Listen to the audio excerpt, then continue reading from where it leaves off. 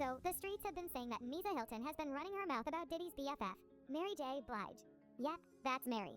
The one who's been riding with Diddy since day one. The one who stood next to him during the bad boy reign, who shared stages, studios, and maybe a little too much silence. Child, I know that Misa just sued Mary J. Kalash just the other day. But apparently there's so much more going on between these two former friends. And it allegedly has everything to do with Diddy. But you know what? It's not just Misa who has opinions about Mary J. Lodge. Everybody has been looking at Mary J. sideways because of her friendship with Diddy. You shamed yourselves, and all of you that won't speak. I hope you get charged right with them as an accessory before, during, or after each crime, because every that's been around Diddy seen Diddy be the unsurprisingly, folks are still wondering why Mary J. Bliege has been rocking with Diddy knowing everything she knows about him. And I'm not sure why, but allegedly Misa is getting involved, and we are going to be talking all about it. Okay, I know that y'all saw that Misa went to Diddy's trial using a walker, and thought she was there to support Diddy, right? But she said that she was only there to support her son when she wrote on IG, "When I suffered my injury, I had chosen to heal privately. But when my son said, 'Mommy, I need you,' I was right there for him, walker and all. I'm a mother first, for real, and I am my son's strength. And that's just what it is, plain and simple. Whoever doesn't understand that just simply isn't in alignment with me or anything that I'm about in life, I'm cool with that. I have a purpose-filled life that I live daily. I make impact. I'm not concerned with insecure people attempting to project their insecurities onto me ever. Well, let's just say that she has someone else occupying her thoughts other than her son. Her former friend of 30 years and also Diddy's friend of 30 years, Mary J. Bliege. Let's be honest, Mary J., Bliege, and Diddy go all the way back. And Diddy is the one who actually oversaw her first 2 albums. She's been a constant in his life for over 3 decades.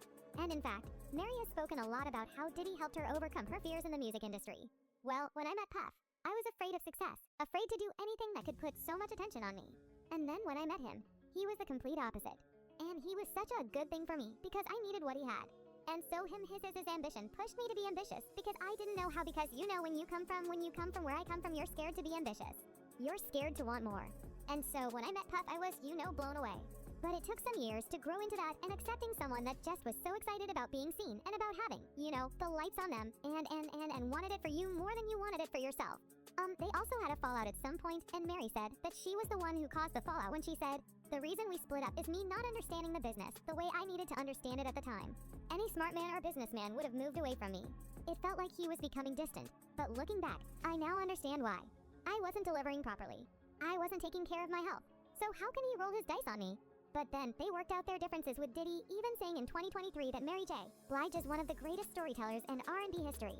And she created a lane for women around the world to speak their truth to power. In fact, according to Diddy, nobody deserves success more than her. But you know what? Other than being Diddy's friend, Mary J. Bliege was also Misa's friend for 3 decades. And you know what that means? Misa has seen Diddy's dirty shenanigans just as much as Mary J's.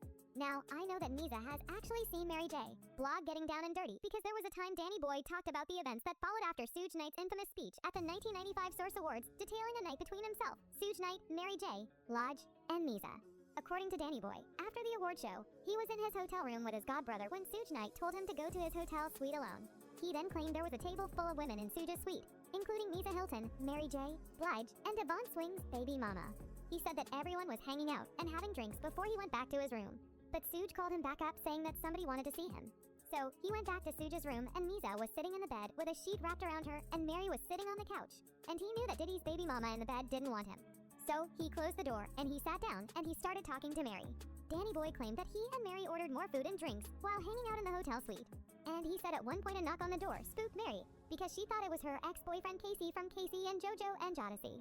Then after a few more hours of hanging out, he said they went to another bedroom in the suite after she started resting her head on his lap. Inside the bedroom, Danny Boy said Mary J. Bliege tried to seduce him, and they slept together, and then later started flying him out to New York to visit after that night.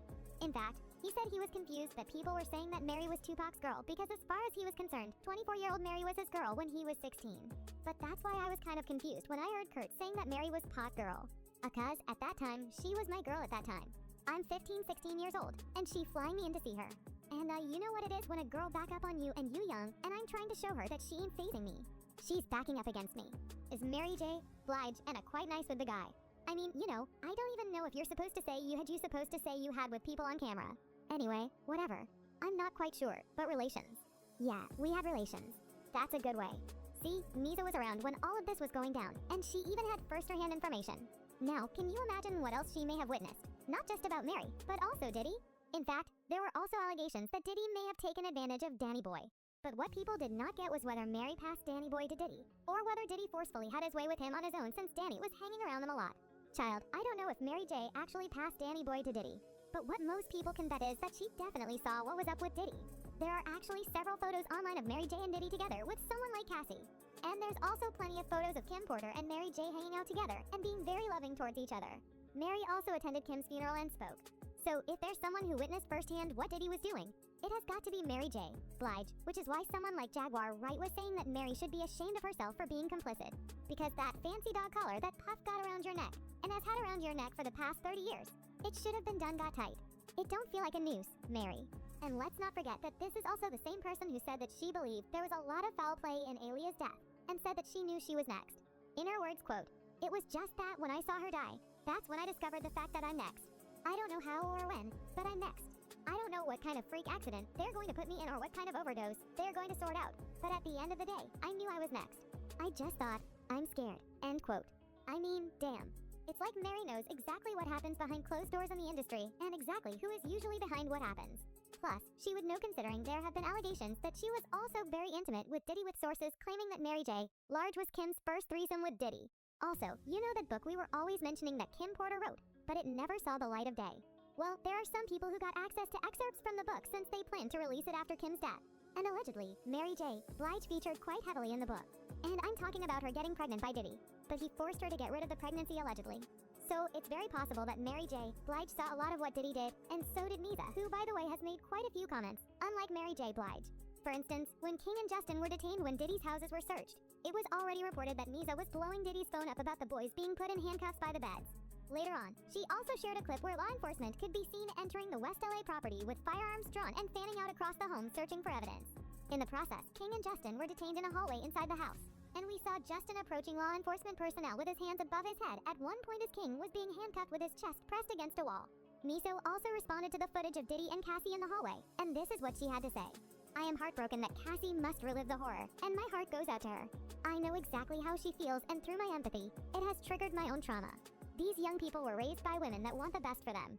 We put God and education first, and have always been united in our mutual effort to support their dreams. Two of the youngest do not have their mother here, and it has been our duty to support them. Their father needs help, and I am praying that he truly does the personal work and receives it." Of course, when Misa talked about triggering her trauma, people thought she was talking about the possible trauma she went through when she was with Diddy.